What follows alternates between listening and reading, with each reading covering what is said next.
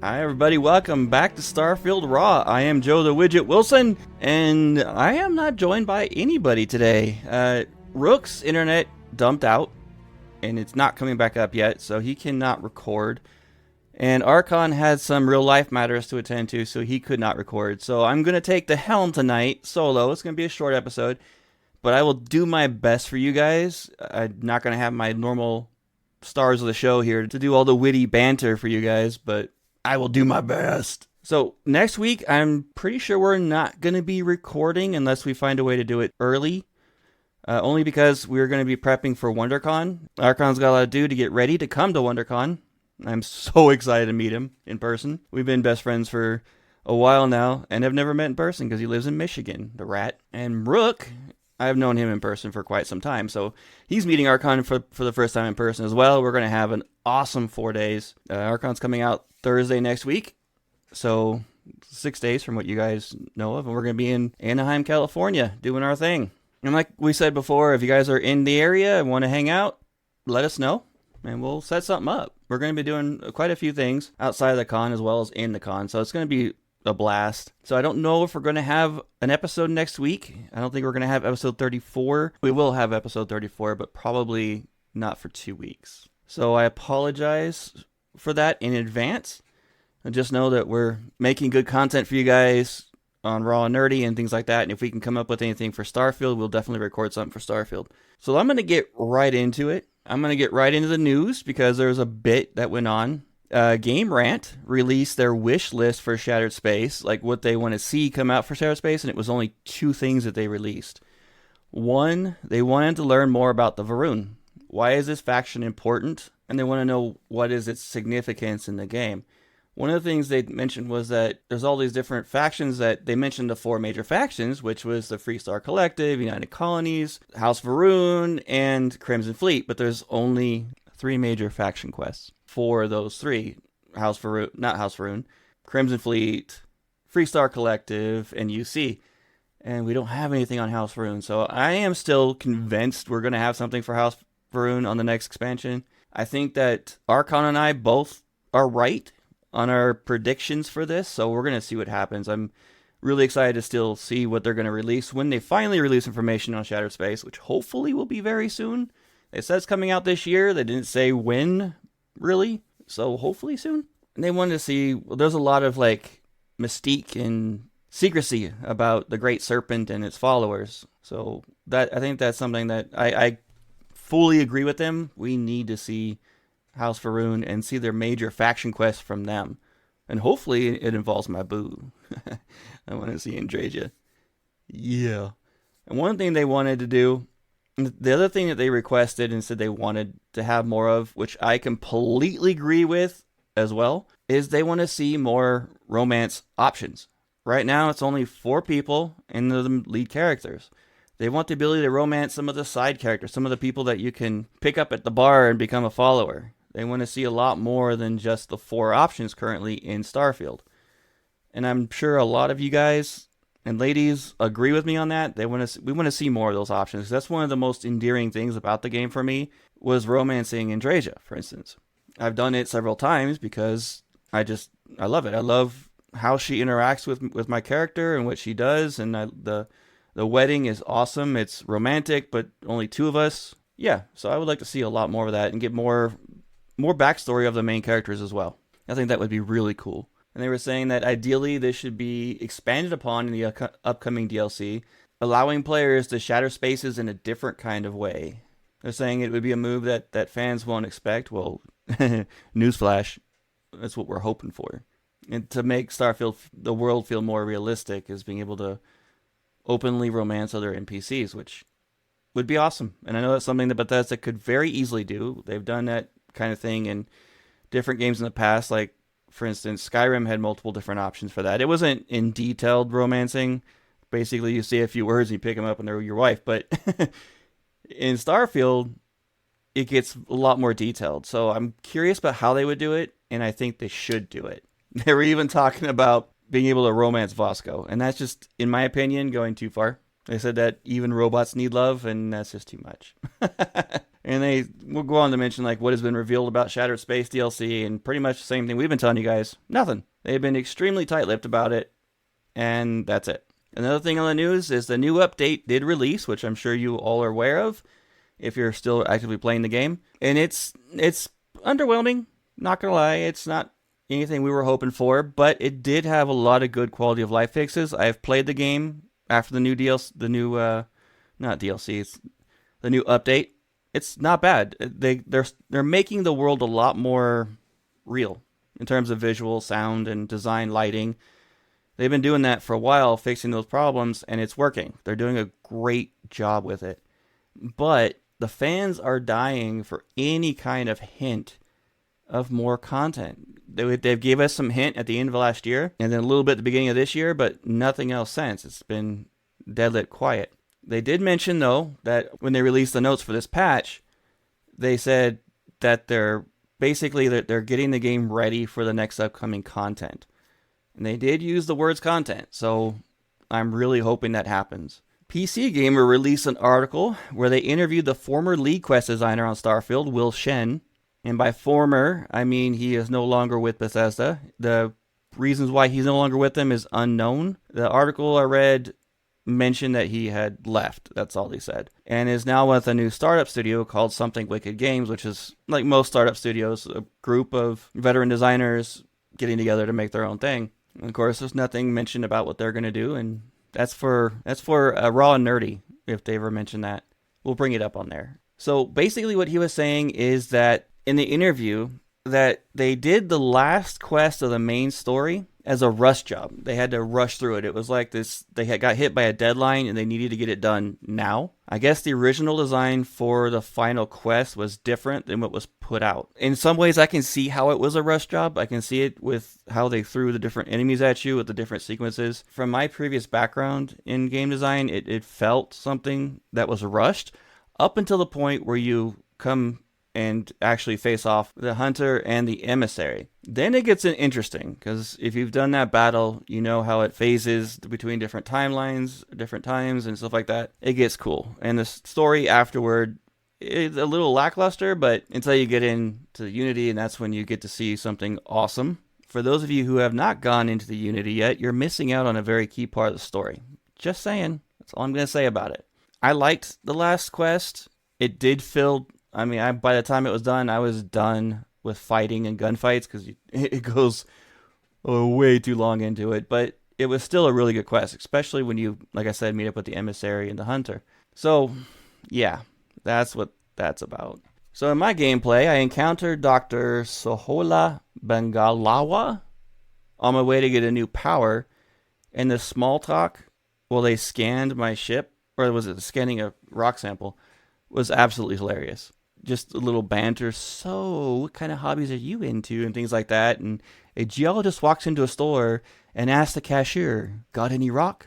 The guy looks him up and down and says, and boom, the conversation terminates and the doctor flies off. For once, I would like to see a joke finished in this game. It's like a running gag where they constantly cut you off on the jokes right before the punchline, which in itself is the punchline, which is hilarious. But still, I really want to know what he said. I got the bug again a couple times where they're not really star clusters, because I found something in that mission where you go, and my least favorite mission in the game, where you get the alternate universes and you have to kill bugs and kill robots, kill bugs, kill robots. And they have those phases, the distortions. So yeah, I'd call them dimensional distortions. I think that's the best way to say it. It's kind of what I feel is the case. And it's the same thing that you see in that quest. So I'm wondering, there's got to be something to that. There's got to be some kind of back meaning to all that. So I'm going to look into it and find out if there is, because it's very, very interesting. And did I mention I dislike that quest? Just saying. It just is like a grog. I dread it every time I go into that building.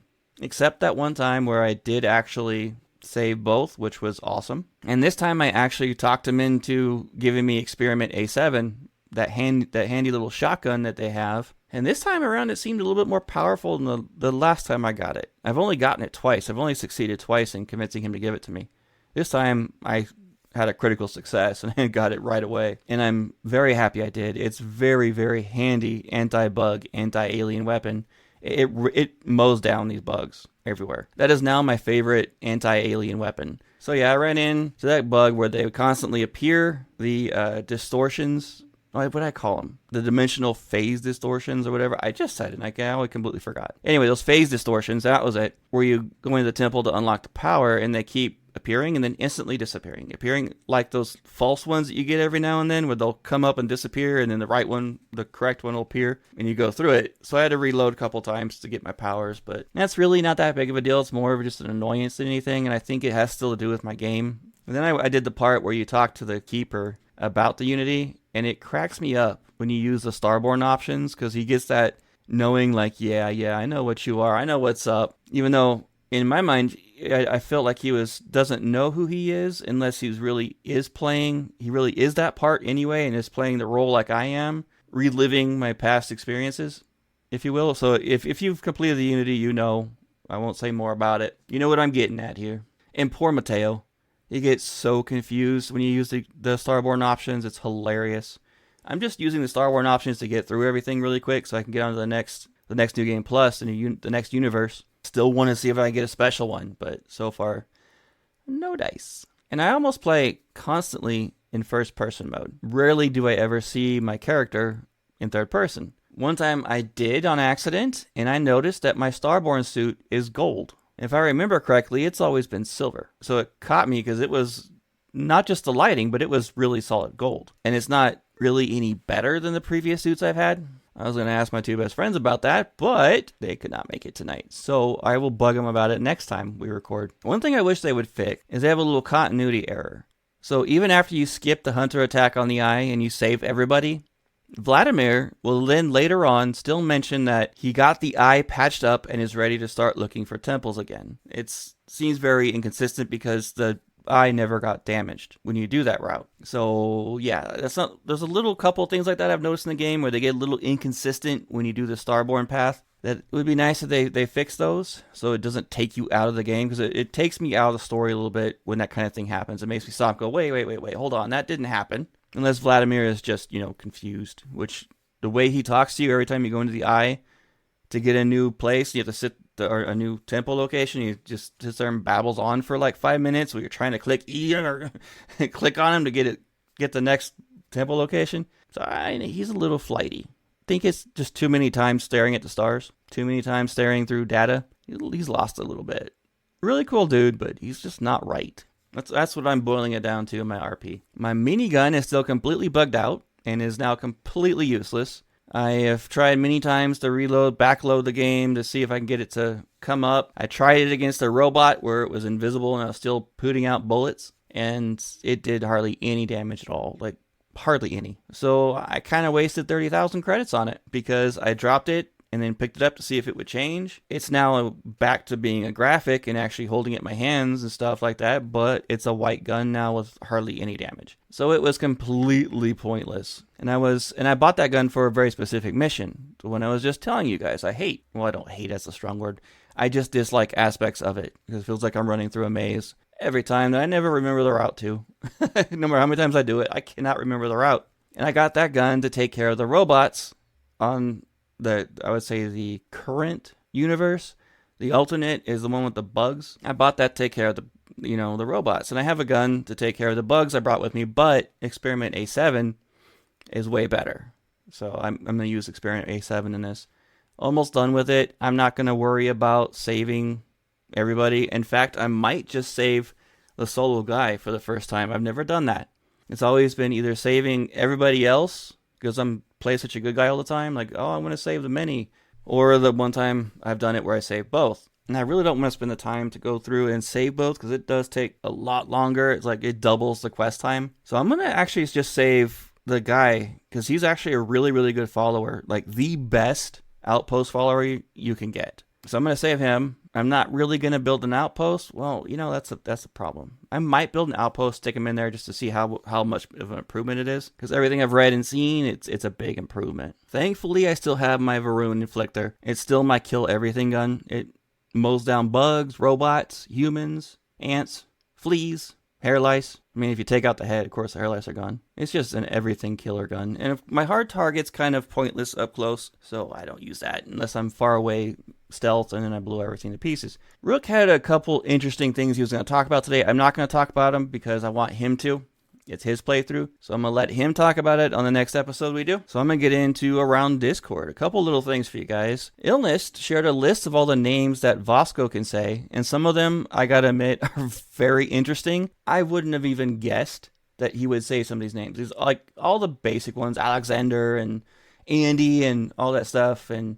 But then it gets into some interesting ones like Bannerman. Okay, sure. Atomic. Captain Atomic sounds like something out of a comic book. I highly recommend it. Naming your character Atomic. Bannerman. Let me see here. I'm just going through the alphabetical order here.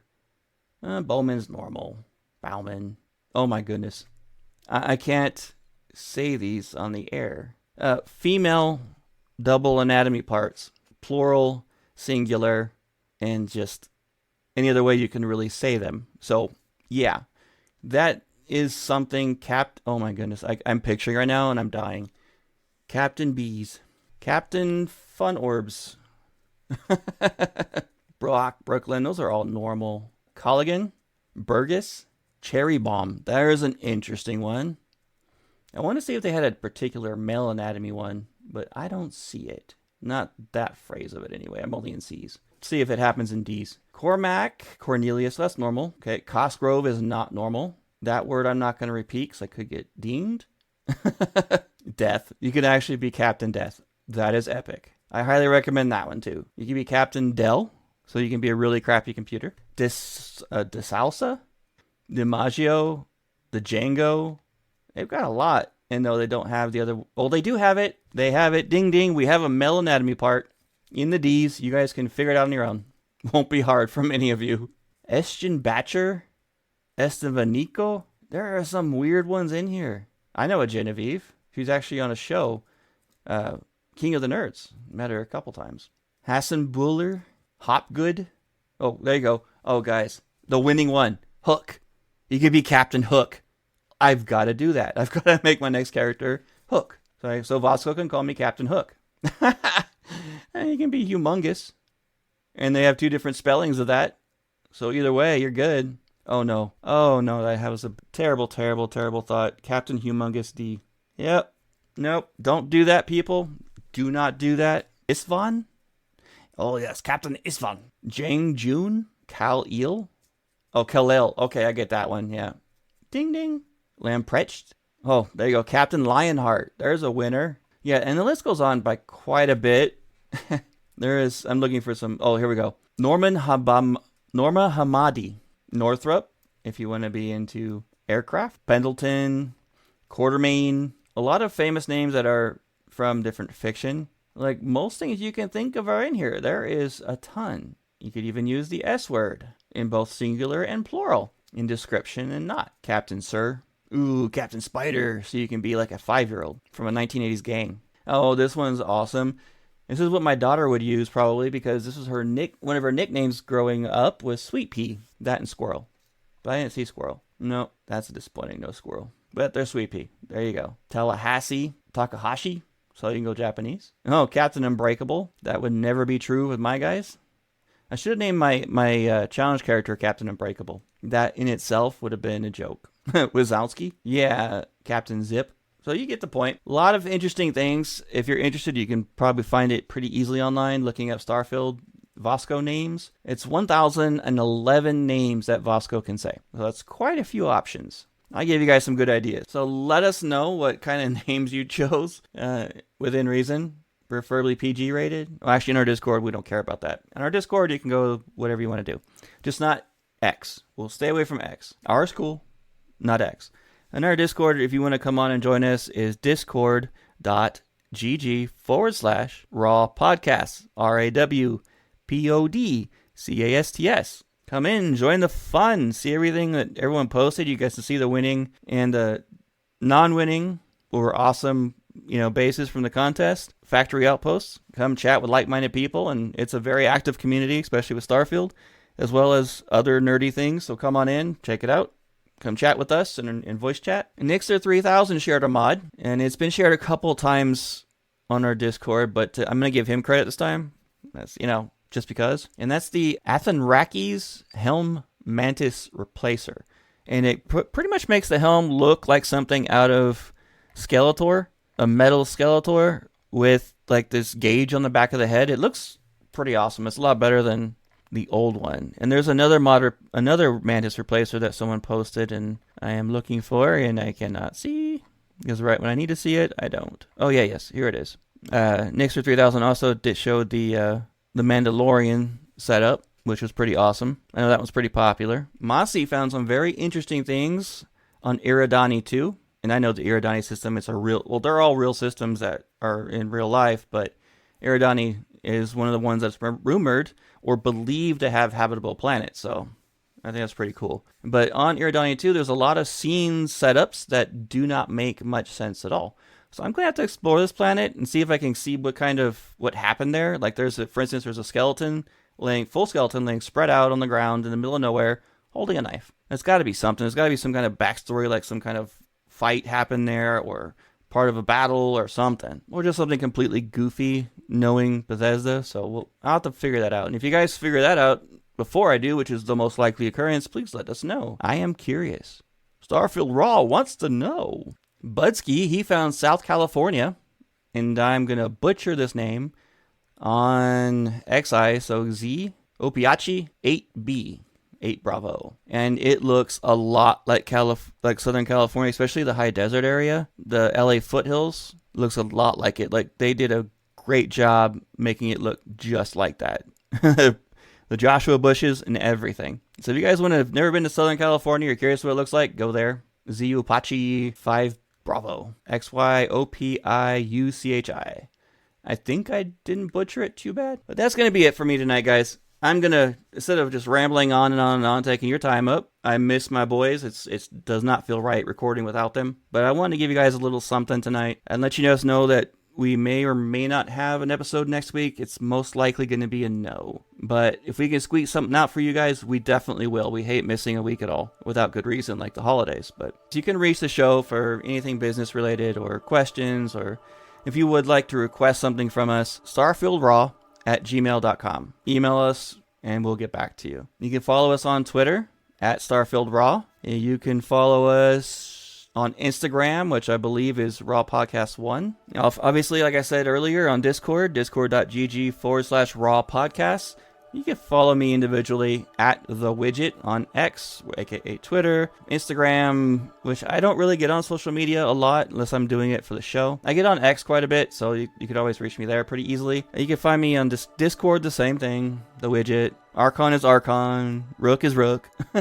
I'm not going to give out their socials because they're not on to do that, but you can find me as The Wigit as well on Steam and Xbox, that kind of thing. So I'm going to just say thank you guys so much for listening, and have an absolutely fantastic week. And we'll talk to you guys very soon.